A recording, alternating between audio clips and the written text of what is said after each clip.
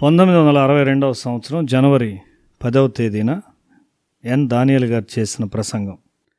ఎస్తేరు గ్రంథము 8వ అధ్యాయం 6వ వచనం. నా జనుల మీదకి రాబో కీడును, నా వంశం యొక్క నాశనమును చూచి నేనెలాగు సహింపగలనని మనవి చేయగా. ఇక్కడ సమస్తమును కలిగి ఉండి ఏ కొదువ లేని అయిన ఒక రాణి ఉన్నది. అయితే ఆమె తన ప్రజలను గూర్చి శ్రద్ధ గలదై ఉన్నది. ఆమెకు చెందిన ప్రజలు మూకుమ్మడిగా సంహరించబడటకు సిద్ధంగా ఉన్నారు.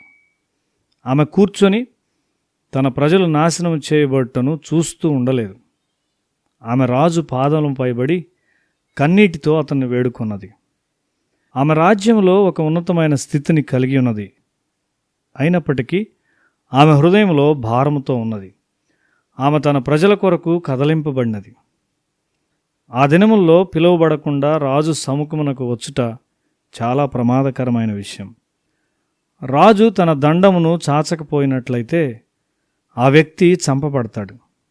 రాణి అయిన ఎస్తేరు మరియు తన చెలికెత్తలు 3 రోజులు ఉపవాసం ఉండి ప్రార్థించిన విధముగా యూదులందరూ కూడా ప్రార్థించాలని ఆమె కోరింది. దాని తరువాత రాజు యొద్దకు వెళ్ళుటకు ఆమె సాహసం చేసింది. రాజు కొరకు సిద్ధపరిచిన విందుకు రావాలనని ఎస్తేరు రాజునొద్దకు వెళ్ళి విన్నవించింది. రాజు ఆమె ఆహ్వానమును అంగీకరించాడు. విందులో మరునాడు మరి ఒక విందునకు రమ్మని ఆమె విన్నవించుకున్నది. ఈ విందులో రాజు సన్నిహితుడు మరియు ఉన్నతాధికారి అయిన హామానునకు వ్యతిరేకముగా అతని నుండి కాపుదలను ఆమె కోరింది. యూదులు నిబంధన ప్రజలు. వారిని నాశనం చేయుటకు ప్రయత్నించిన వారంతట వారే నాశనమయ్యారు. ఆ సమయంలో యూదులు పర్షియాలో ఉన్నారు. సొలొమోను మందిరమును కట్టించిన పిదప 400 సంవత్సరముల తరువాత ఇది జరిగింది. శత్రురాజు వారిని బందీలుగా తీసుకుని వెళ్ళటకు దేవుడు అనుమతి ఇచ్చాడు. వారు ఆ రాజుల యొద్ద సేవ చేయాలని, ఆ రాజులు వారి విషయమై దయ కలిగి ఉంటారని దేవుడు వారికి చెప్పాడు. ఆయన న్యాయమైన దండంలో కూడా దేవుడు దయగలవాడు. బుద్ధిహీనులైన యూదులు, ముఖ్యంగా వారి యువరాజులు దేవునికి వ్యతిరేకంగా తిరుగుబాటు చేశారు.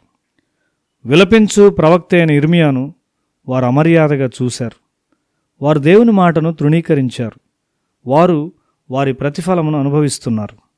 సుందర్ సింగ్ ప్రతిదినము ఏకాంత ప్రార్థనకు ఒక జనసంచారం లేని స్థలానికి వెళ్ళేవాడు. అతన్ని అవమానపరచుటకు ఒక మహమ్మదీయుడు ప్రతిదినము వేచి ఉండేవాడు. సుందర్ తల్లిదండ్రులను సంతోషపరచుటకు అతడు దాన్ని చేశాడు. కానీ సుందర్ దాన్ని ప్రతిఘటించలేదు. ఒకనాడు ఆ మహమ్మదీయుడు ధైర్యం వహించి ప్రార్థనా స్థలం వరకు వెంబడించాడు.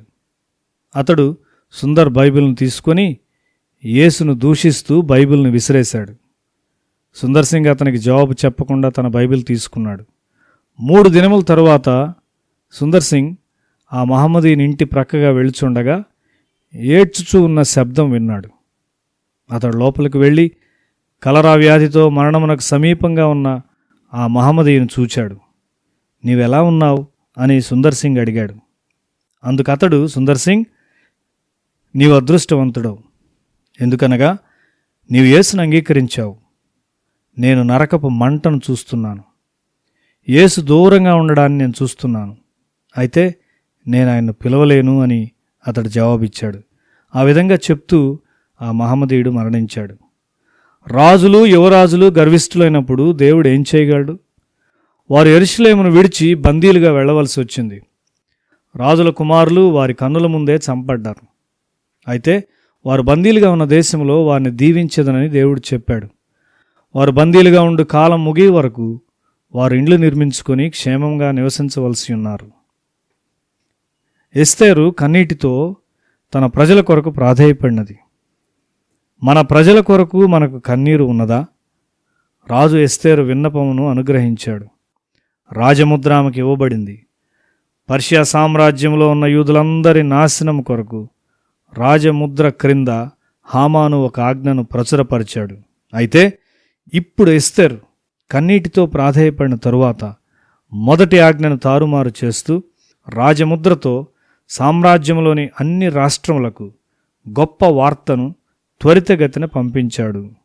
యూదులకు ఎటువంటి విమోచన, వారి ఐక్య ప్రార్థనకు ఎటువంటి జవాబు?